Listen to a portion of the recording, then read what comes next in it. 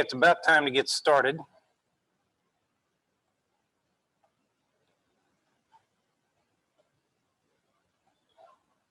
So if you're in the Zoom room, turn your camera on.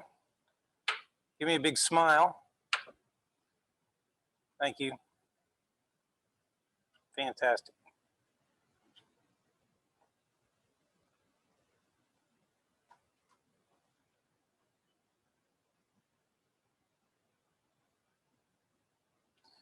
Okay, before we get going this morning, just a few administrative remarks. This is the last week we'll be meeting in this classroom. So we'll be in here today, and on Thursday, I've got the Career Center coming to talk about one last reminder of the resources you have available to you at the Career Center, as well as some instruction on interviewing and accepting a job offer. Can you hear me okay, Young? Okay. And yeah, I'll fix that in a minute. I'll get my slides up in just a minute. So some really good instruction coming this week. Today we're going to talk about the details, the nitty-gritty of what's expected on your progress reports. Those are going to begin next week. And so this week we'll be in this room all together, whether you're Zoom or in here in person. Next week, the progress reports begin. And on February 2nd, we've got teams 1, 2, and 9. Teams 1 and 2 will present. Team 9 is there simply to review one of the teams. Okay, so team 9, you need to be present as well. And then teams 3 and 4 will go on Thursday the 5th. The following week, February 9th, we've got teams 5 and 6. And then Thursday, February 11th, teams 7 and 8. And then on Tuesday, February 16th, we have team 9 presenting. Team 1 will attend as the peer review team. Now, I'm using this term peer review like you know what it means. I'm going to explain that in my lecture today, okay? But it's kind of a self-explanatory term. You're going to review the other team and make some comments, okay? On February 18th is the AGLS Career Fair. We will not have a class meeting, okay? It's a virtual career fair. It's not an in-person thing, but our tradition is that we let you have the day off. Not that the other instructors will, okay? Nobody's quite as cool as we are, all right? So we're gonna let you have the class period off to participate in the career fair on February 18th. And then on the 23rd, we begin the cycle again. It's slightly different. We change up the order a little bit on the teams. So pay very close attention to the schedule that's posted in your syllabus. Okay, that's what we're going to hold to. It's very important that you be available on your team's presentation day. You need to think of that as an exam. It's that weighty. There are no written exams in this class. So in place of the exams, we have the progress reports. All right, so it's that big a deal. You've got several other class periods where you don't have to be there. So schedule your interviews and other things on those days. But please don't come to us the day before your progress report and say, I've got a job interview. No, sorry, you need to be here for the progress report, okay? I think that's reasonable. Speaking of progress reports, I have secured the use of Scoats Hall room 216 for our progress reports. So when we begin doing the progress reports next week, next Tuesday, they'll be in Scoats Hall room 216. You're familiar with this room. It's right next to 215 where most of you took AGSM440 from me, okay? So it's on the second floor of Scoats Hall over there outside the computer lab. The computer lab's 214. 215 is usually where I teach 301, and 216 is right next door. So I hope you can find it. If you can't, you fail, okay? You deserve to fail, all right? There's a code that we developed a long time ago on how to find the rooms on campus. They're numbers. They're usually either above the door or next to the door. You have to figure that out, all right? So hopefully you can find that room. So that's for your convenience and really for me and Dr. Castell's convenience as well. Now, I realize some of these progress reports are going to be a mix of in-person and Zoom. That is for you teams to work out. We welcome that because that's really kind of where we are today, and maybe in the future as well, pandemic or not. There's going to be times where you have to report to the boss, and some of your teammates may be in another country. And y'all are going to have a meeting where some of you are there in person, some of you are not. Maybe you can all be there in person, maybe nobody's in person. I think that's just going to be an interesting dynamic that you'll just have to manage for the progress reports, okay? So like most things, you're going to have to practice that. Yang is available to practice your progress reports.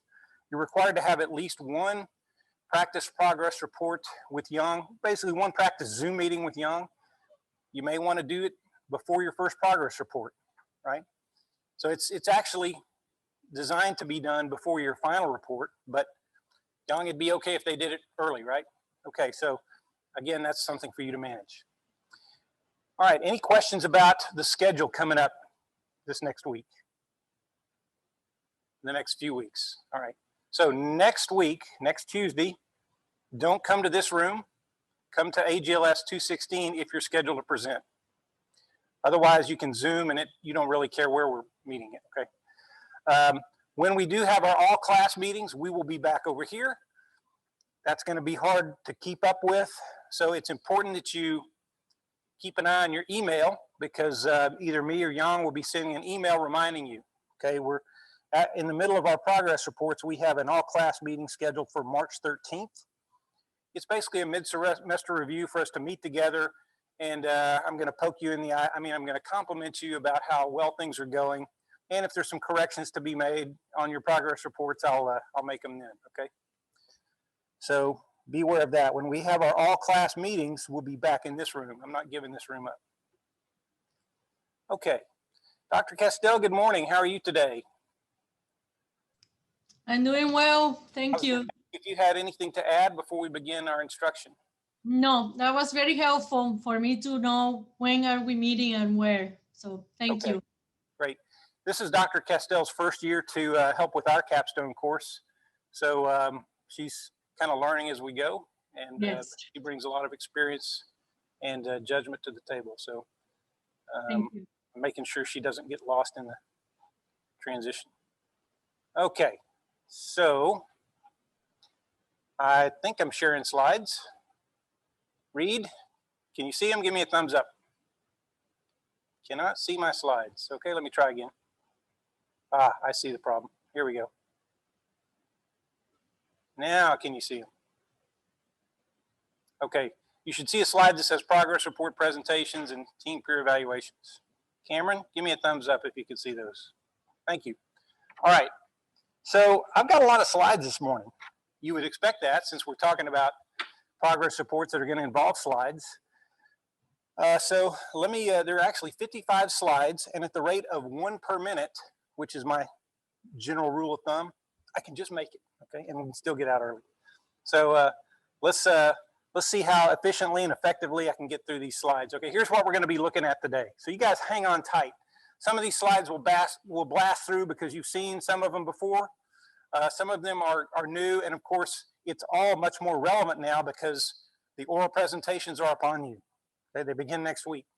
We're going to talk about the progress report presentations, what the grading structure is going to be, and how the conduct of that period of instruction will be. So I'll try to remove all the uncertainty behind what you can expect when you show up for your progress report. I'm going to give you some more guidelines on PowerPoint slides. You had an excellent period of instruction last week from what was that? Was that Tiffany from the Writing Center? That was awesome. Okay, so y'all take that to heart. You'll make an A. Okay, you do what she said, you make an A. I can just tell you. I'm going to repeat some of those for emphasis. Okay, I'm going to talk a little bit about what the team peer review looks like. Okay, it's pretty simple, but I want to make sure you know what's expected of you because you're actually graded on your review of the other team that's presenting. It's the easiest points you'll get in this course, okay? And then if we have time, I'll talk about the poster presentation, but in terms of college student time, the poster presentation is like a million years away, right? Because that's not until the end of April. So I realize your attention at that point will be limited. So if we don't have time, I'll talk about the poster presentation in April when it's getting closer to hand, okay? So let's talk about the progress reports. Each team is expected, you're actually scheduled to give 4, count them, 4 oral progress reports during the semester. Conveniently, they kind of line up with the 4 individual written reports that the teams also deliver, right? You've got the background section. So you might expect the first progress report would focus on the background that you've done. And since you did the project description last semester and you had the entire break, that was a long break, wasn't it? Man, I felt like we basically quit meeting at Thanksgiving and it's like 6 weeks, 8 weeks of a break. You guys have had a lot of time to work on the background. So my expectations are high. You guys are on top of this background. You guys have found some great scholarly articles and you've talked about them, you've researched them. So my expectations are high when we read and get the oral presentation on your background section. So you can expect your first progress. What are y'all laughing about? I know you Aggies. Okay. So you might kind of expect your first progress report to focus on your background. So you're presenting to your client a little bit about the project description, but mainly about here's what we've discovered in our background research. So a little bit of a literature review, talk about that, maybe 1 slide per article that you found, similar solutions, project uniqueness, all those subheadings that you might see in your written background report. Those are all great structure for your oral report, okay? So that should demystify, what am I supposed to talk about? Well, there you go. And so for the second progress report, you're probably going to be talking about flow analysis, potential solutions, selection analysis, et cetera. So you see how that works? So now you kind of know at each progress report about where you're supposed to be progressing toward, okay? That way you don't wait until the end of the semester to do all your work. We make you do progress reports throughout the semester. It kind of forces you to get that done.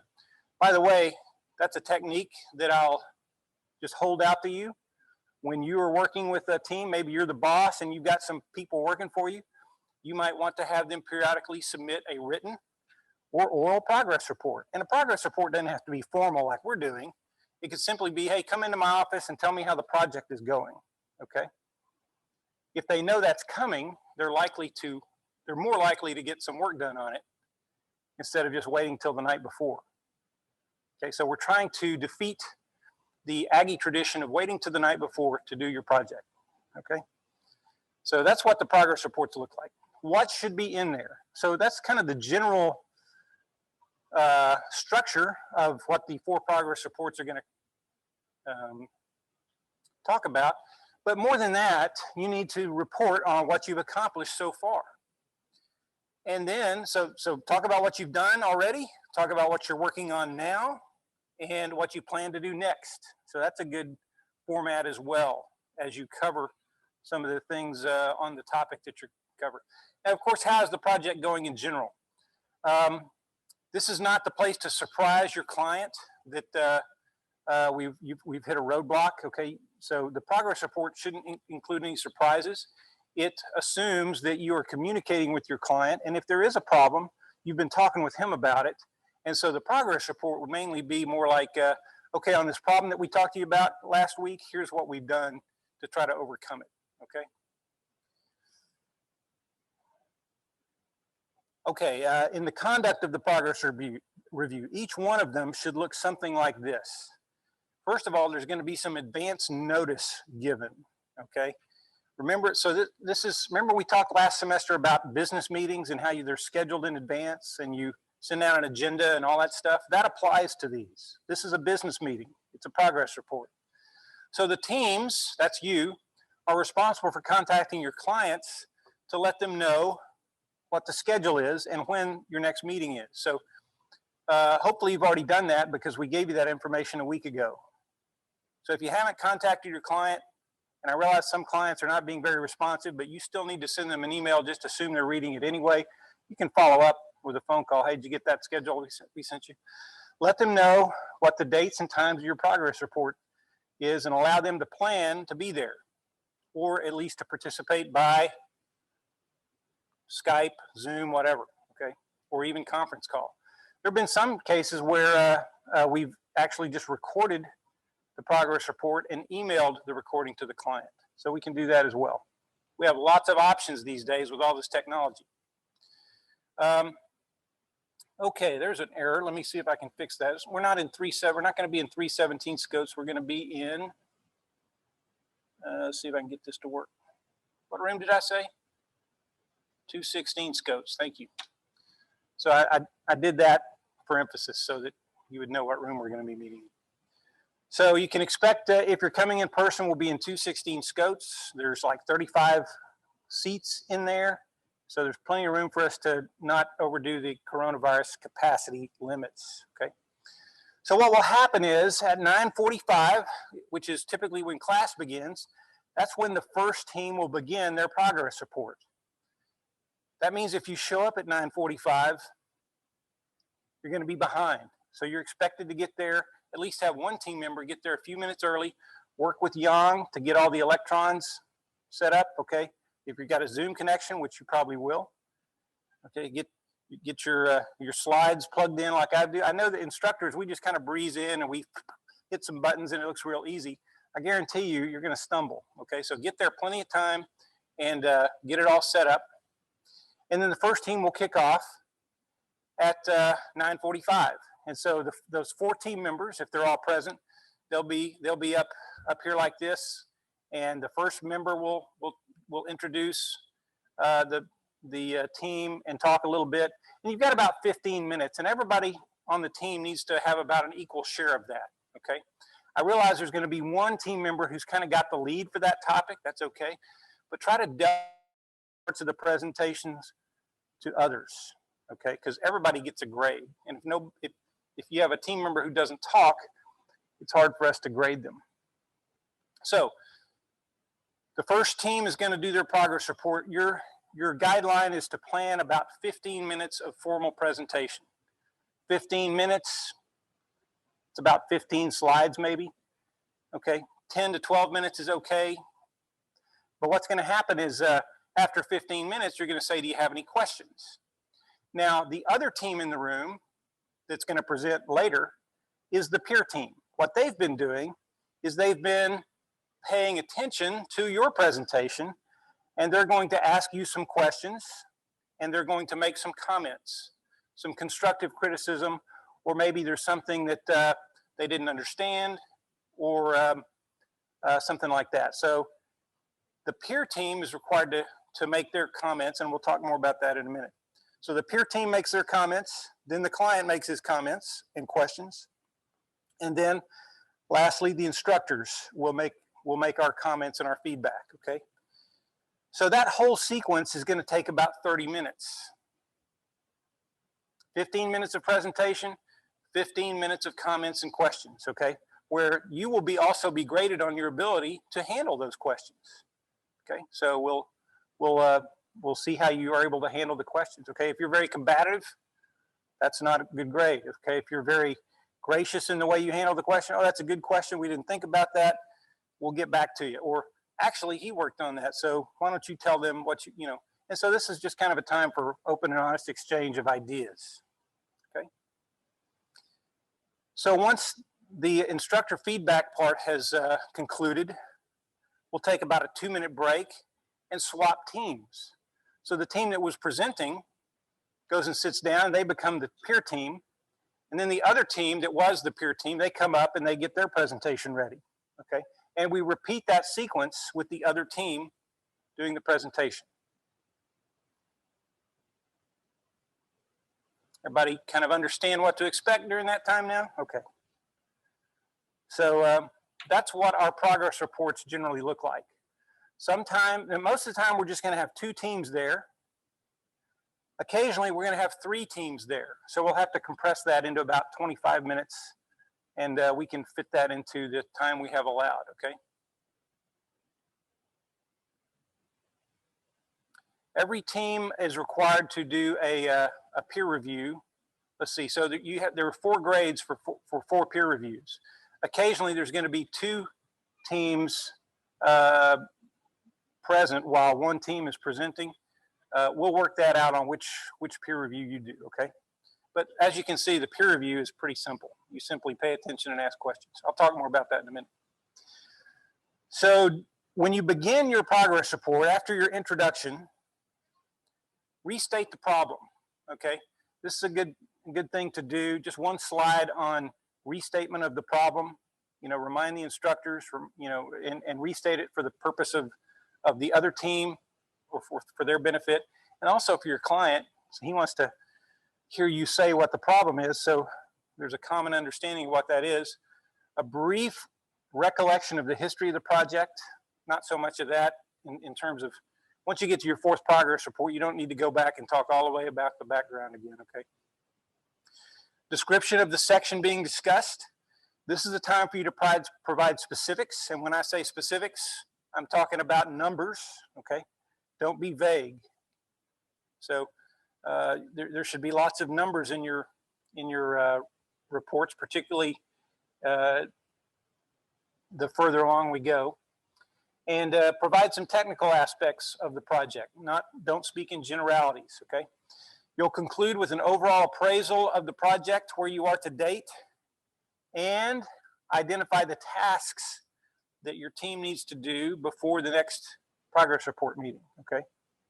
So you're throwing in some business meeting techniques there as well, okay? So just like a business meeting, 1 team member is going to take the lead during your presentation. Most likely it's the person who wrote that section.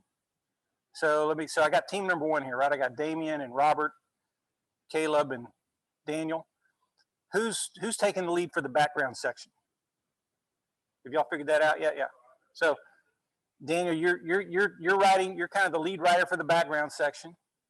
So you'll probably, not required, but you'll probably kind of have the lead on this presentation, since you've got the situational awareness on the background, okay? So you've delegated things out, and you'll probably be the one to introduce your team and talk about, we're going to do the background section. And that's going to change each progress report. There should be a different student in the lead each time, okay? So everybody's going to have a chance to introduce your team. So introduce your speakers. All team members must present something. Your goal is to try to give everyone equal time. Don't ping pong between speakers, okay? In other words, this is not like a talk show where you're just going back and forth, okay? So 1 speaker is going to talk for maybe 3 or 4 minutes, and then he's going to move off to the side, and the next speaker is going to talk for 3 or 4 minutes, and then he's going to move off to the side. So you're not continually ping-ponging back and forth between speakers, okay? So it's more of a sequence, not a ping-pong match. You're primarily going to be using PowerPoint. As Tiffany covered last time, the PowerPoint presentation is a training aid.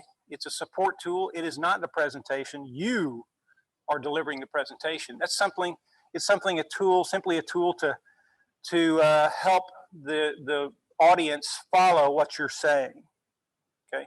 So you're going to keep the slides simple, avoid very complex formats. Remember to use bullet points, not full sentences. She demonstrated that very well last time. You can have the following. You can send out copies to the client, or bring copies for the instructor or peer teams. You know, you don't really need to bring paper, particularly these days with the pandemic. They're kind of frowning on us handing out paper. So you don't need to do that. However, if there's an Excel spreadsheet that's so big that you just can't put it on a slide, that'd be okay. Make a copy of that, hand it out, and that way you can refer to it during our presentations. Or some table or something that you need us to see, you can bring that. So spreadsheets, other text documents, photos. Most, your photos can probably show up in your presentation. All right, but you're not limited to a PowerPoint presentation to support your presentation. You can hand out some documents as well if you need to. Like I said, in the past, some teams have brought copies of their presentation for the instructors and the clients to have and keep up with. Let's don't do that this semester, okay? Your grades will be based on the slides and your oral presentations, how professional they are, how well organized they are, okay? So we're going to be grading you on the quality, the amount of work you put into the slides, how well they support your presentation. We're going to be grading you on the content and your style of presentation. I was hesitant to put no dress codes because we don't want anyone to show up naked, okay? What I mean is you don't have to dress up for these, okay? Just come as you are. Just trying to keep things moving along here, okay? So for your final presentation though, for the last one of the semester, you will dress up for that one. And by dress up, I mean maybe wear a collared shirt and some slacks, okay? Some students put on coats and ties, that kind of stuff, but for these, this is no stress, okay? Just what you would normally wear to class. So let's talk about some of the basics for PowerPoint presentations. I'll try to hit things that maybe Tiffany didn't cover. Kind of mentioned this, how many slides? Some students come to this thing loaded with 30 slides, okay? That's too many, you're not gonna make it through, okay? Generally, a rule of thumb that I found is useful is about 1 slide per minute of presentation. So if you're gonna be making a 30-minute presentation, you probably need 30 slides. So that means for a 15-minute presentation, well, I'll just leave that as a homework problem for y'all to work out on how many slides you need, okay? The format, you're gonna have, your first slide is gonna be an introductory slide with the name of your project, your team names, team member names, all that. Your second slide would probably be an overview of what to expect in the presentation. Remember my second slide, I told you here's what we're gonna be talking about today. So you're gonna be doing that as well. The next several slides are going to be the next slide would be a summary of the problem. That would be a problem restating the problem. And then your next 7 to 8 slides are going to contain the content of your update. And your last slide would be a conclusion slide. So generally, that's kind of what your slides are going to cover. And by conclusion, I mean, are there any questions? What's another thing we like to end a meeting with? How about the date of the next meeting? You want to have that on your conclusion slide also, okay? Maybe some tasks that need to be accomplished that you already know about, okay? Slideology. We'll talk briefly about the text. I think Tiffany covered this pretty well. You know, different text choices that you could make, how to do tables, how to do figures, how to integrate those together, photographs, combination slides, comparison slides, those kind of things, okay? So text. Notice what I've got here is kind of an outline format where you make your first point is the largest and further to the left. Your subpoints are going to be slightly smaller and indented. PowerPoint does this for you, so you shouldn't have to monkey with that too much. Use bullets, avoid using sentences. Then your second point on the slide, notice how I've got a little space between the first point and the second point. If you've got space, that's good. And then your subpoints support the second point, okay? So that's kind of what a text slide would look like. Notice there's about 8 lines of text. Okay, that's not a hard and fast rule, but the more lines you try to cram in there, the smaller the text becomes, and the more difficult it is to read. So that's a pretty good example of what a text slide would look like with a couple of points on there and subpoints. Here's some things that you want to consider doing. Once you get your presentation written, go back and look at your slides and highlight certain words that, or underline certain words that you want to remember. You can highlight them using bold. You can highlight them by underlining. You can even highlight them by changing the color of that word to red. You've seen me do that in some of my slides, right? So the slides should, they're for you and they're for the people who are listening. They're kind of a prompt. They're kind of like your notes, because if you see what I'm doing here, I'm not looking at the slide and reading it like that. I've got a screen here where I can see the same thing that's up there. So I can glance at my screen and it's going to tell me what the next thing I'm supposed to talk about is, right? I'm not sitting here reading them. Slides should prompt the speaker on the items to be discussed. Slides should supplement your presentation, not be your entire presentation, okay? Don't do that. Don't simply read from the slides, but those bullets are going to remind you of the words that you intend to come out of your mouth as you're talking about that topic. That implies that you've rehearsed it some, okay? So don't just write the slides, put some bullets on there and think you're gonna recall everything the first time you do the presentation. No, you need to use those slides to rehearse your talkies, what you're gonna say. Like I said, don't put too many words on a slide, use bullets, avoid paragraphs. Use capitals after each bullet. Notice how my bullets begin with capital letters, not lowercase letters. Try to use phrases that are short and succinct, not long sentences. Limit each slide to 6 large bullet points. I had 8 on my example, so it's not a hard and fast rule. Simple fonts. The one I'm using here is Tahoma, size 32. Tiffany had some examples of other fonts that were good to use. Color combinations, okay? My text is black on a white background. That's about as simple as it gets, but notice the contrast is apparent. It's easy to see that, okay? So you want to avoid difficult contrast combinations, okay? You could use a light text like yellow on a blue background. That would be good contrast as also, okay? But what you don't want to do is something like this where you've got yellow text on white background. Okay, that's not good.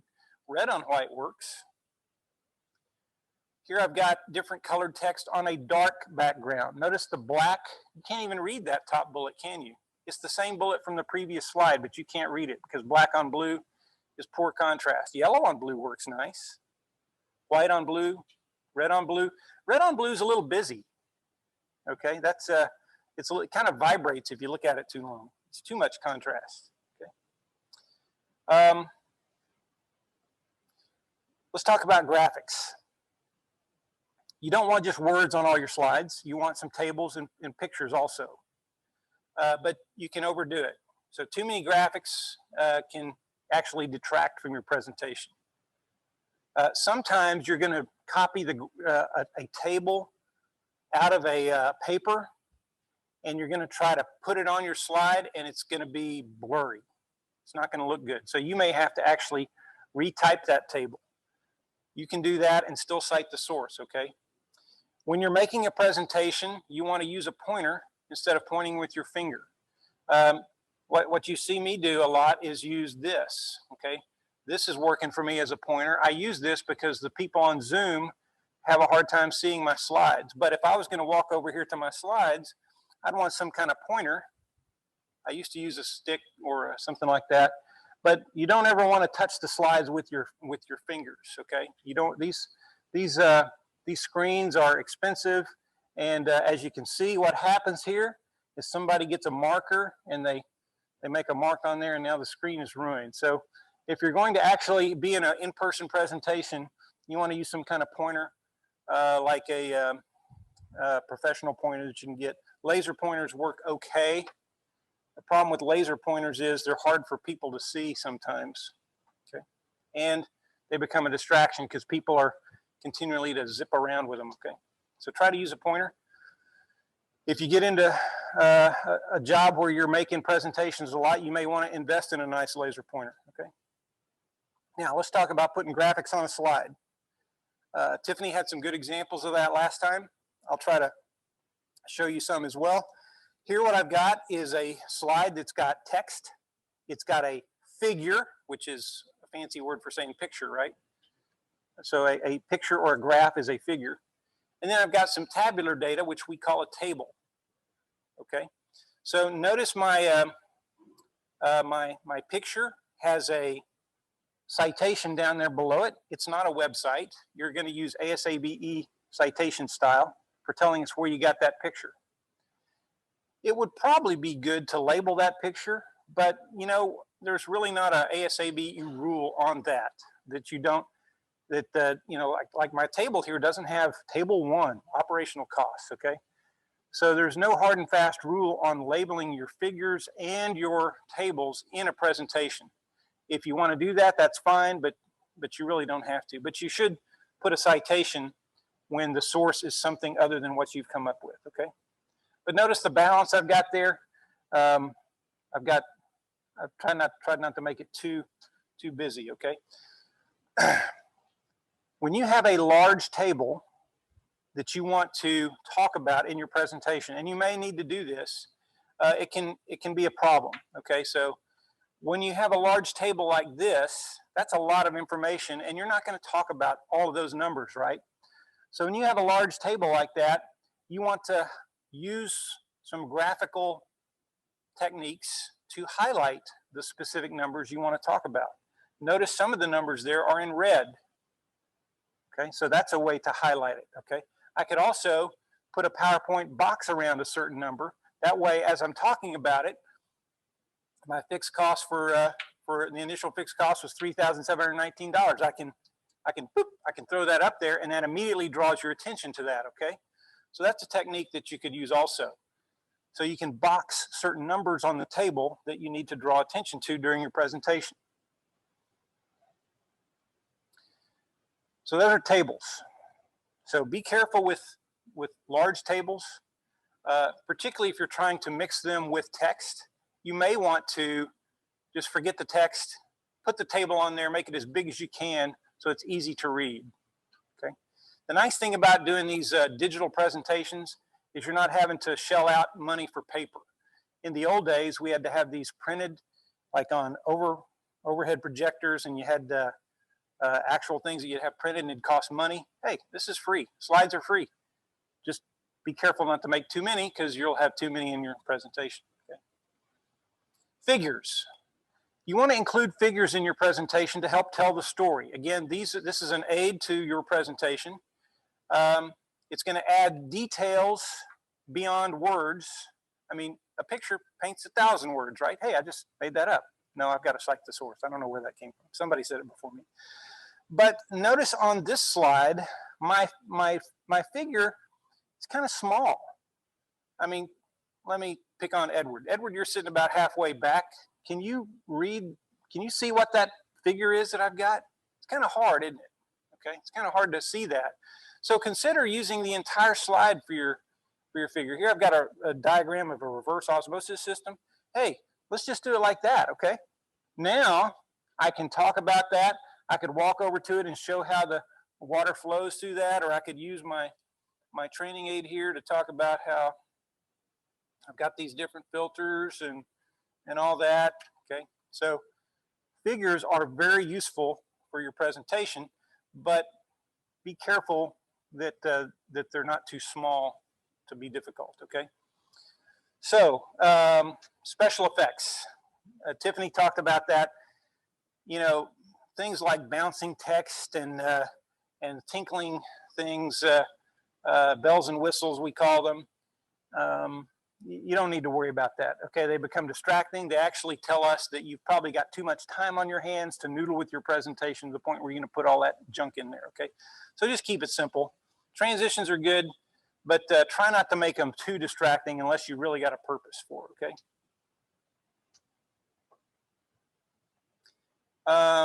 Like I talked about, it's good to add photographs, diagrams, charts to a presentation. They help keep your audience attention. Notice how the pictures I've got here really have nothing to do with my presentation, except this is a picture of presentations that I'm talking about doing presentations. So maybe you're doing a presentation on cantaloupe sanitization, and you want some pictures of cantaloupes on there just to keep people's attention, okay? Make sure before you actually finish your presentation, you proofread it, that it makes sense, and that you don't have any spelling errors, okay? Because spelling errors are going to indicate to us that you rushed through your presentation, you just did it a few minutes before class, and that you didn't look it over. So proofread your presentation to make sure there aren't any simple spelling errors. And it's also good to use a standard template, okay? Now, you've probably noticed in our class, I've got these PowerPoint templates that I inherited from Dr. Munster, okay? He taught this class before me. Some of you remember Dr. Munster, some of you don't. It's kind of a global thing. It's got a globe and a banner up there with a map on it. So I've just kind of kept those. You're free to use whatever template you want. Pick one that's nice looking, it's simple, okay? And then you may want to keep that for all of your presentations, okay? That'll make it easy to merge them all together when you do your final presentation. So try to use a standard presentation. There are lots of them out there. I'm going to show you one that our department has on our website. I'm actually going to give it to you. You can use that if you want. Use duplicate slides instead of going back to a previous slide. So if you got a slide early in your presentation you need to talk about again at the end, just go ahead and repeat it, duplicate it, and put it there. You don't want to have to back up like this, okay? That's not necessary. It's a little confusing, okay? You can print out a handout to speak from, so you could actually print out your presentation, and you can have it here so that you can walk around and talk about it and not be tied to the screen. And you don't want to have to actually look at the screen and turn your back to the audience. So you want to speak to the audience, keep your notes in front of you, whether they're on the computer screen or you've got notes like this, okay? Some of you maybe learned using 3x5 cards to do your presentations. That's always good too. They're easy to handle. You can flip from one to the other as you're going from presentation to presentation. Avoid the temptation to put too much on a slide, okay? There's kind of a balance. You want some white space, but not too much white space, okay? So what I've got here is a lot. This is kind of an example of a cluttered slide. That's a lot of stuff on there. That may be good information, but that's just too much, okay? And notice the more I put on there, the smaller it gets. And now I'm cluttering it up with pictures, and that's just way too much. And here's an example of just cutting and pasting something from my written paper onto my slide. So here's this is just a paragraph that I lifted out of a paper about cakes conducting tests on cotton gin dust to determine if it was explosible. And I suppose if I was really going to punish you, I would just sit here and read it. All right, that's not a good presentation. So what you would do is you would take that text and break it up into bullets. This is the same information that I just had on the previous slide. Then I've turned it into bullets, okay? 2 independent tests were conducted on cotton gin dust. One was done at the Center for Ag Air Quality and Science. Determined cotton gin dust was not explosible. Another test was done by a consulting firm, and they classified cotton gin dust as a Class A explosible dust. Okay, see how I'm using bullets to communicate that instead of reading the text. So that's a good example for you. Again, use a pointer, not your hand. Lots of things you could use as a pointer: stick, pen, ruler. Okay, if you use a pencil or pen, don't be like that guy and have the wet end, the active end on the slide. Okay. Let's talk about your voice. So far, all we've talked about is what you're putting on the slide, but remember, the presentation is you. You're the one making the presentation. So the first thing I'll talk about is the tone of voice that you use, voice inflections. Your presentation tone is not the same as your conversation tone, okay? When you're sitting and talking with someone, like if I was going to talk to Damien, hey, Damien, that's a cool mask you got there. It looks like it's got a Roman soldier on it or something, or maybe it's some kind of, it's okay, it's Thor. He's got his handle, okay? So see, I'm kind of talking fast. I'm talking a little bit lower, okay? But when you're making a presentation, you're going to have a little bit more of a, more volume to your presentation. You're not yelling, but you're speaking slowly. You want to enunciate. You want to have some pauses in there to help people follow what you're saying and also help you collect your thoughts, okay? So you need to practice that. This is what I do for a living, so I don't have to practice my lectures very much anymore, okay? I bet that you guys probably don't give a lot of presentations. So I'm going to encourage you, I'm going to insist that you practice. It's great to sit around as a team and do this. You can do this with your roommates. You can do this with your pet cat, okay? You can do it in front of a mirror, but you actually need to practice what you're going to say. So I might recommend you practice on your cat before you inflict your roommate or your teammates on what you're going to say. Another good thing about practicing with people is they can give you immediate feedback.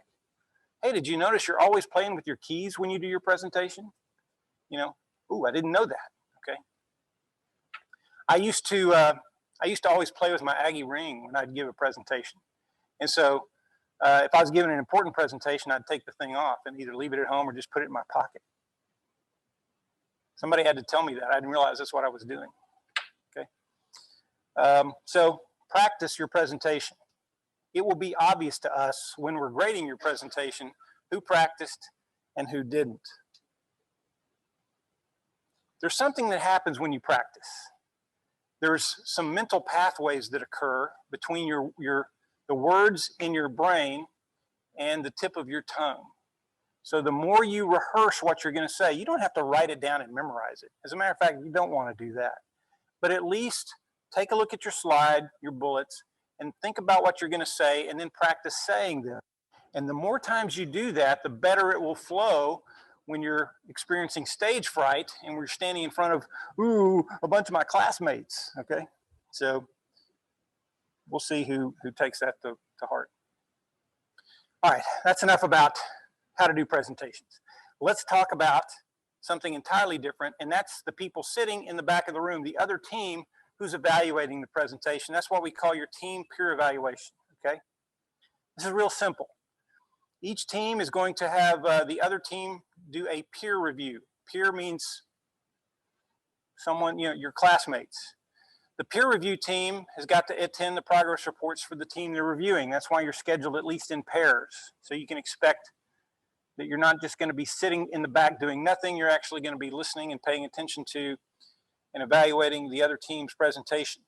You're expected to ask a question and make relevant comments during the it'll be after the presentation, okay? So you're not going to interrupt. But we require you to do 2 questions and 2 comments.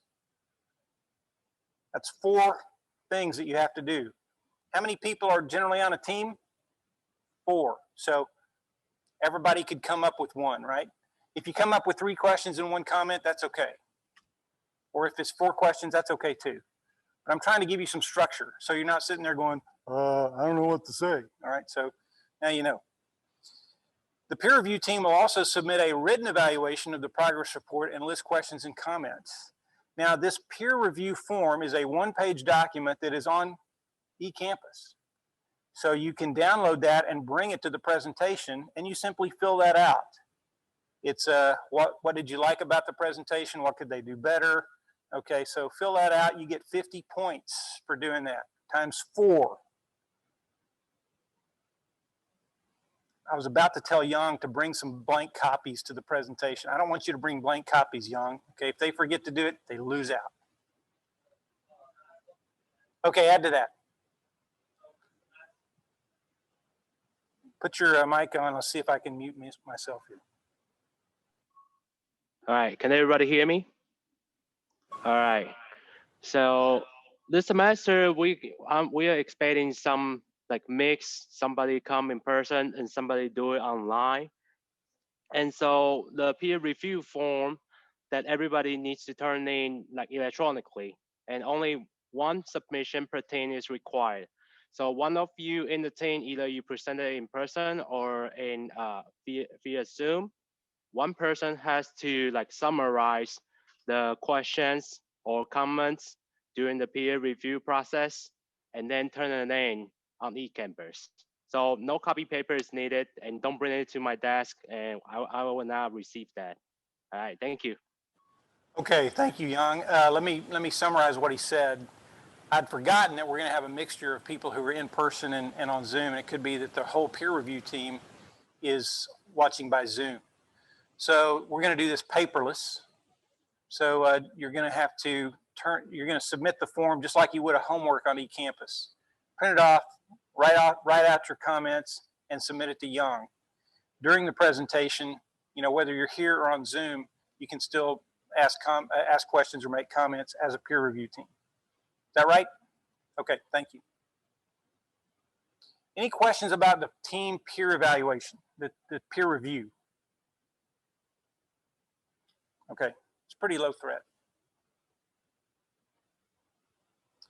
Peer review teams will need to make comments as a team. Here are some typical things that you're going to do. A list of strengths and weaknesses, what was really good about this report, maybe what was clear, what was really clear. I really like the way you guys had the diagram of the flow, or maybe what was unclear. You know, I didn't understand when you were talking about the grain flowing through the system. What was the capacity of the elevator? That kind of thing. Make some recommendations for improvement, and then ask some questions. So these are some things you can cover.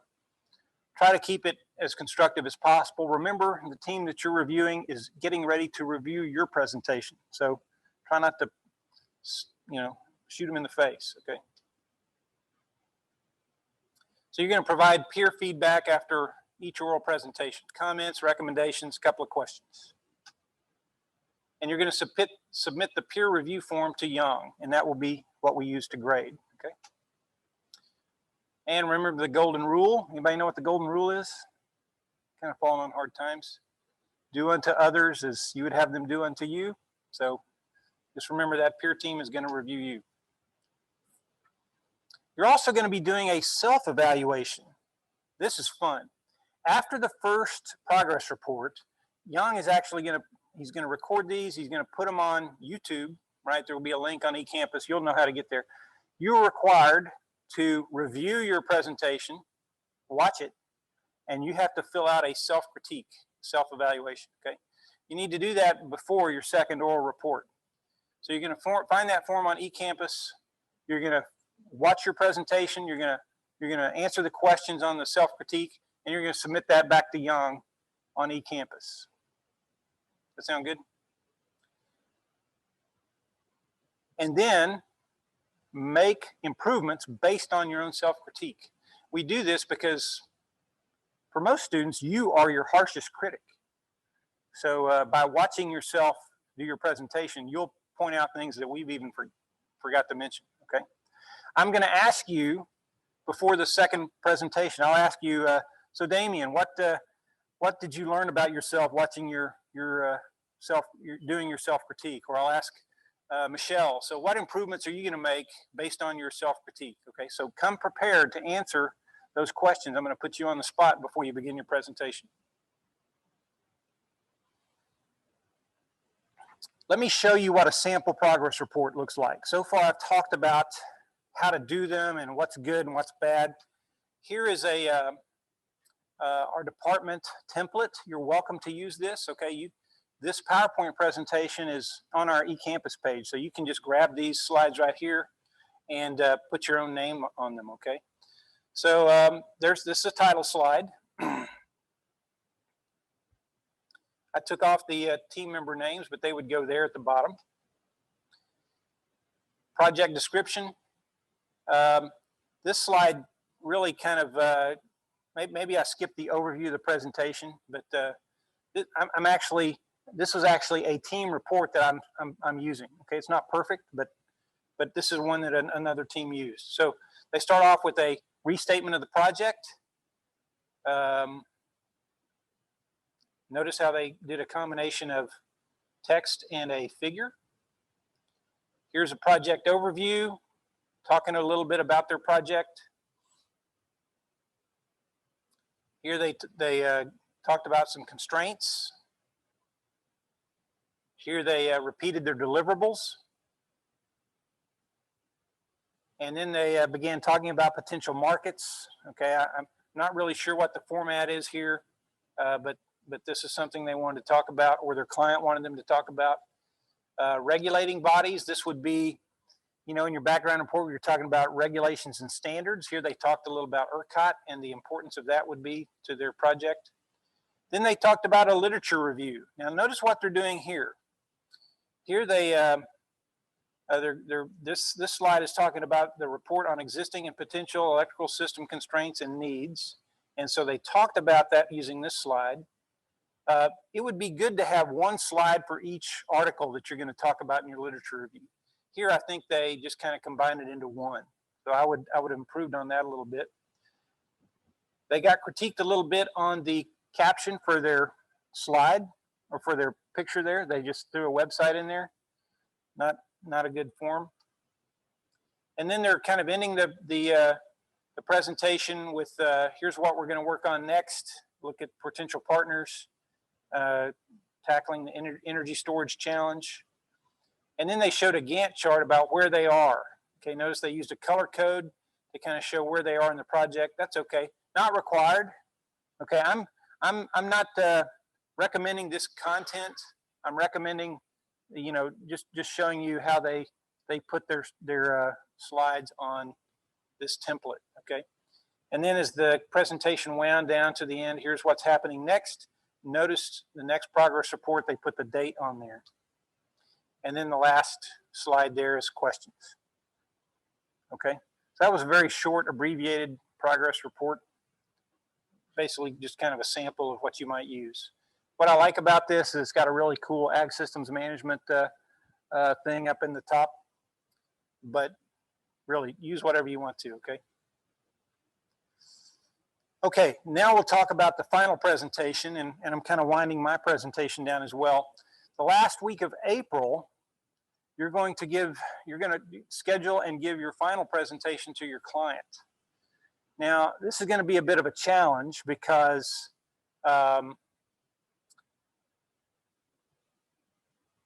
you're going to need an hour for this. 30 minutes for your presentation and 30 minutes for interaction. There's not going to be a peer review team. It's just going to be you and your client and us, okay? So you're going to have to schedule this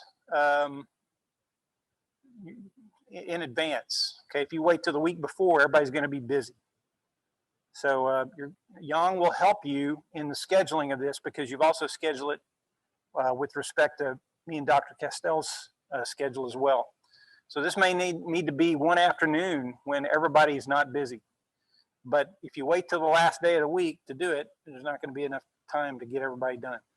So you're going to schedule this. It'll be the last week of April. You'll schedule it with your client, with your team, with your faculty. Yang will help with that interface. You'll need to pick a room. So there are several conference rooms we have available in our department. Room 305 is a good one, but that has to be scheduled. You just can't go camp in there, okay?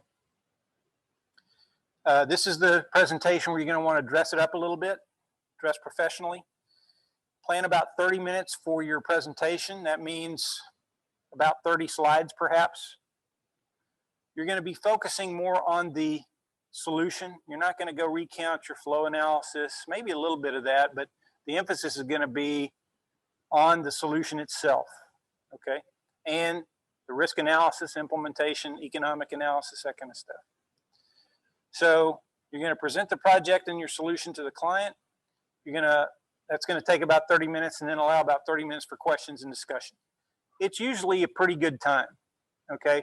There should be no surprises here. You've already done 4 progress reports with your client. You've been meeting with him periodically.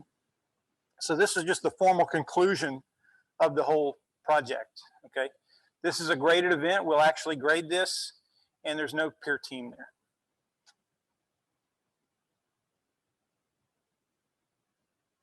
The last thing you're going to do is the poster presentation for the capstone event. I'm going to hold off on this part of the presentation because it's really anybody's guess if we're actually going to be able to do that. Last year we had to not do it. We'll see how things look in April. We're going to schedule it, and if we can have a big in-person event, we will. If we can't do that safely, we won't. But you'll still need to turn in a poster. The poster is simply one PowerPoint slide, one big PowerPoint slide that's got all your stuff on there. Wow, that didn't transmit very well. It's got one slide that summarizes your entire project, and so it would look something like that. There's a good one. So it's got the highlights of your project, so you could stand there and talk about your project to somebody. But I'll be talking about that later. So just to summarize, you have 4 written reports to do. You've got 4 oral presentations to do.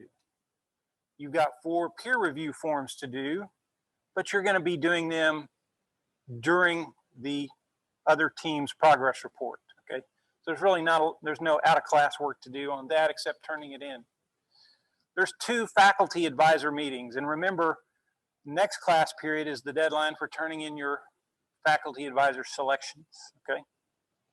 So you'll need to do those two, and there's a certain date for each one of those, so you can't wait till the end of the semester to do them both. You'll need to do one final oral report. That's your final presentation to your client, where you'll schedule it, and it's going to be about an hour altogether. And one final written report. And one poster session. At least you will be turning in a poster for a grade. And hopefully we'll be meeting in person where you can be able to talk about your poster with other faculty members and stuff, okay? So those are kind of the main moving parts here. So in this period of instruction, I've talked about how to do the progress report presentations. I've given you a lot of guidelines on PowerPoint. I think you guys have had enough of that now. So I have high expectations. We've talked about how to do a team peer review. Not a big deal. You sit in the back of the room, you write some stuff down, you ask some questions, you turn in the form, you get 50 points. And we talked briefly about your poster presentation. I will talk more about that at the end of April when we all get back together. Any questions?